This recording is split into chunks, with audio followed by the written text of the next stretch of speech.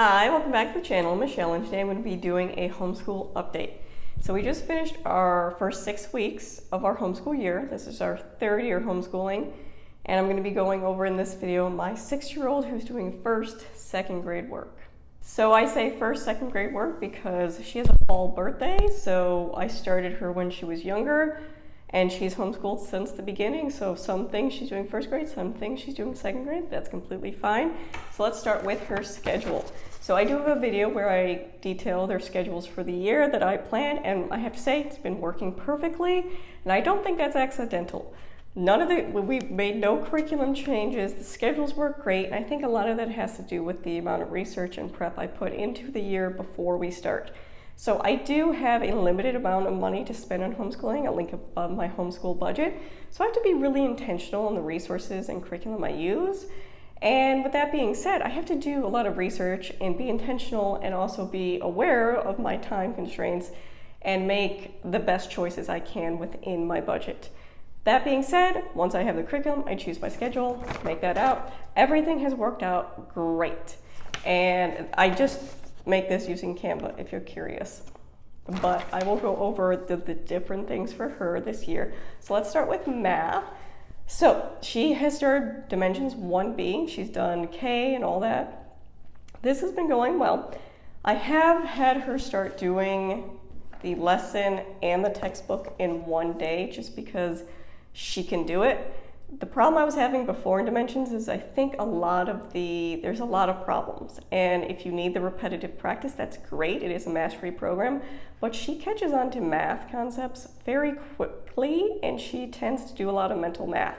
So she goes through it quickly.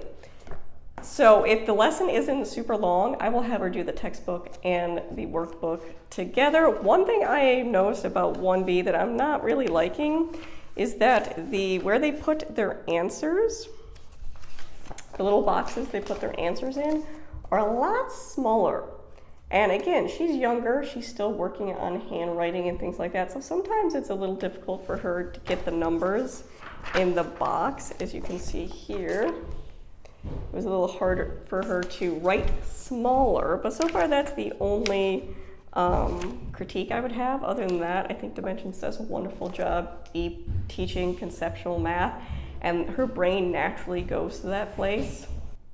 So I think Dimensions is just a natural great fit for her, even with the amount of problems it has. I just cut those down if I feel like it's too much. And she does still do the test booklet to show me what she knows. And again, if you want to see this in action, I did do a day in the life recently that will show you kind of how her day flows as well. So one thing we started this year was handwriting. So I did Handwriting Without Tears. And again, I love this program. I really do think it's the best option of handwriting out there. We've tried a bunch of different over the years, and I think it just does a really good job teaching how to format your letters.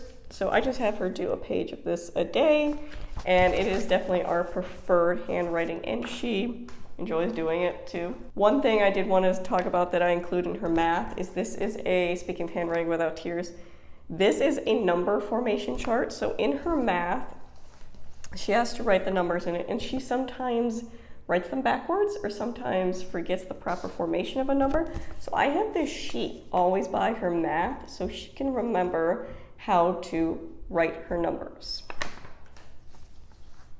So on to language arts. So she's using, for her phonics instruction, she's using All About Reading Level 2. She's about that way. I believe she's on lesson 40, and it's going well. The only problem she's been having is the ability to focus on her reading. So she was recently diagnosed with ADHD. This was not a surprise to us, as I've worked with her for many years now, but she really struggles with focus, and she often loses her place while she's reading. And we've tried different strategies to kind of help with that, but ultimately that's the biggest struggle she's having. If she can focus, she can read a paragraph, no issues, no stumbling, her fluency is good, but she often gets distracted, and she'll tell me, well, I know I'm supposed to be reading, but I'm actually thinking about this show I saw a while ago and it's playing in my head. So her brain's trying to do multiple things up here, but really it needs the focused energy on the reading. Someone in a comment recently suggested getting those little colored strips to have her use, and the contrast of the color is supposed to help. We've tried that, and that actually has helped. So thank you for that suggestion. And if you guys have suggestions, please put them in the comments. I'm always open to ideas because, again, this is my first time intentionally teaching a neurodiverse child. So if you have suggestions, please let me know. I'm all ears. But that has been helping. And again, she's reading much lengthier.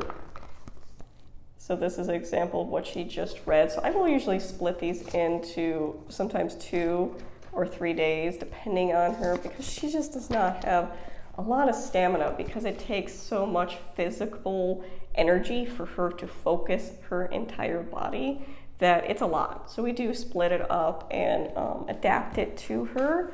But the curriculum, like it was with my oldest, is great. All About Reading, I think, is a great option, especially when you have different learners. My 10-year-old, my 6-year-old are very different learners, and All About Reading worked very well for both of them. So I really like the program. I think it's doing a great job with instructions and reading and all that. She is struggling in an area which has nothing to do with curriculum, but how her brain works, and we're just learning how best to help her with that. And speaking of that, one of the things I picked up that was not in the curriculum video was this workbook, Thriving with ADHD, a workbook for kids, 60 fun activities to help children self-regulate, focus, and succeed. This has been going really well. This is something she wants to read every day. At the beginning, it goes over kind of what ADHD is. It goes over kind of the symptoms of it, and we have a little checklist, and lo and behold, she's most of the symptoms.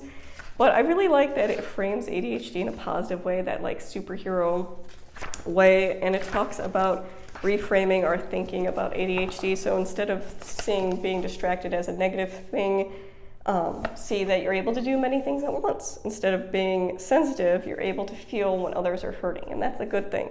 Instead of being strong-willed or stubborn, you're determined and won't give up easily.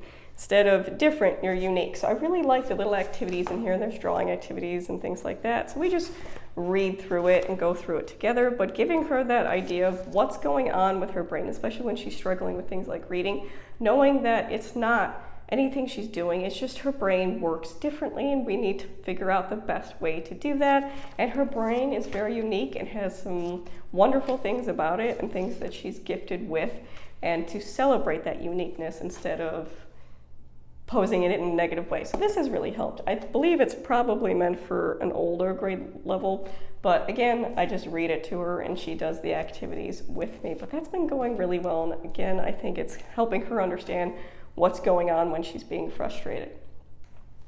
The other part of language arts that she is doing is Core Knowledge 2nd grade listening and learning strand. There is a phonics, or there is a listening and learning, and there's a skills section. We do not do the skills. The skills is phonics instructions and handwriting and things like that. We have other resources for that. We don't use that. But the listening and learning strand is contextual knowledge, vocabulary, and that is worked out really well for her. We did 1st grade last year. I'll insert the video of how we kind of incorporated that, how I walk through core knowledge, because it can be overwhelming when you're looking at really long teacher guides, but I guarantee it's easy once you get used to it.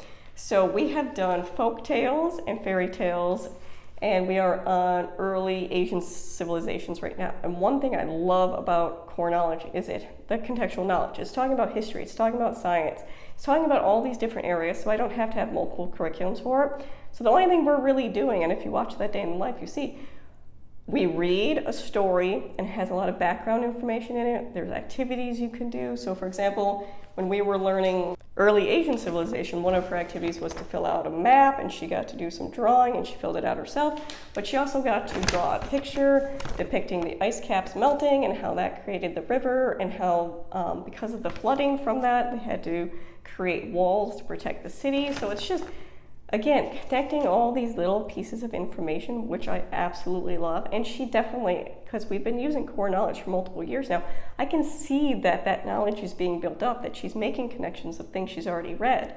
So it's been going really well. And for fairy tales, she got to ask or create her own fairy tale. And again, she's 6, so her handwriting is limited. So I do a lot of writing if there's an activity sheet for her. Like, she can fill out a map. It's only a couple words, but like filling out an entire plot summary of a story, I think is too much.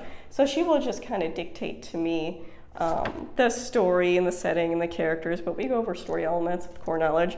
And she comes up with her own fairy tale, and she illustrated a book for it and everything. So fun things like that.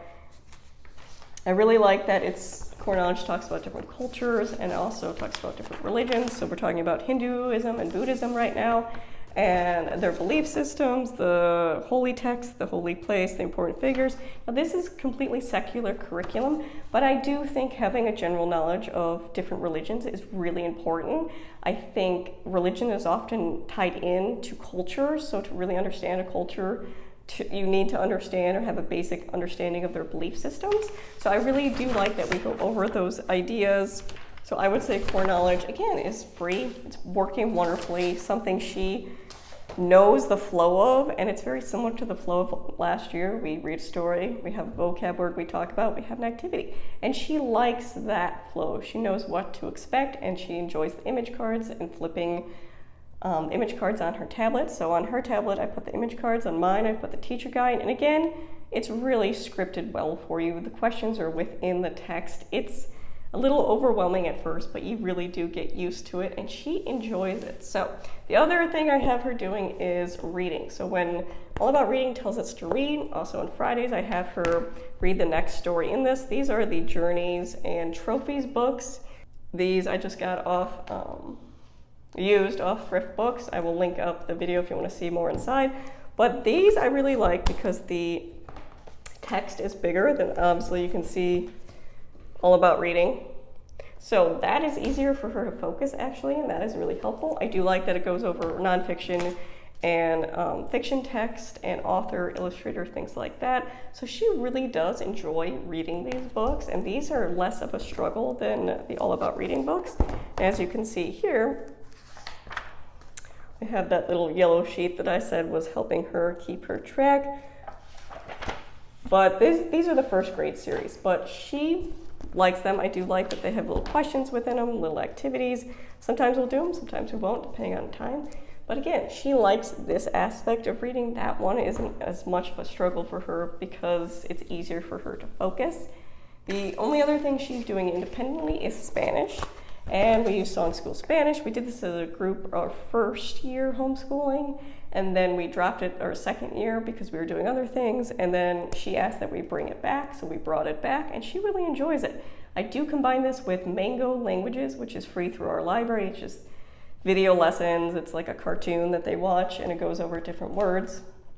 And she really likes it, and she enjoys speaking Spanish. And again, she struggles in some things, but excels greatly in other areas. And foreign language is something she picks up pretty quickly too. So that is going well with her, and she's enjoying it. And the other activities she does outside homeschooling, she does gymnastics, which she's really enjoying, which I was a little nervous for her this year because she took gymnastics in the summer, and they had recommended that she level up to the next level, and she would be the youngest in that age group because it doesn't even start until age 7. But she completed the number of skills needed to move to the next level. So this is like actual instruction instead of just more playing around with gymnastics. And I was nervous for her, and I had to think about why. And I think because my daughter has particularly encountered a lot of struggles within her life. So if you're new here, she has celiac disease, so we're a gluten-free family, and she was diagnosed at 3. So she struggles with finding places to eat, and it's just wherever she goes, there's that little bit of differentness. Same thing with recently being diagnosed with ADHD. She's just that little bit of different that can make it a struggle in Maine society. Same with gymnastics. I was afraid that she would have meltdowns. I was afraid that it would be a struggle for her. I was afraid that it would be another difficult thing for her. And it wasn't. It was the absolute opposite. And as I've read more into ADHD and kind of muscle smarts and things like that, moving her body is actually really beneficial for her brain. And she's able to do things like bounce on a trampoline and go straight into a somersault. Or the second activity they had the kids doing was a handstand on the balance beam. And I was really nervous for her, but she did it, and she did it really well. And I think that's one of the ways that her impulsive brain is actually beneficial. She's not thinking about falling off the balance beam. She's not scared of that. She just does it without thinking. So there are really some benefits of ADHD and how that brain works.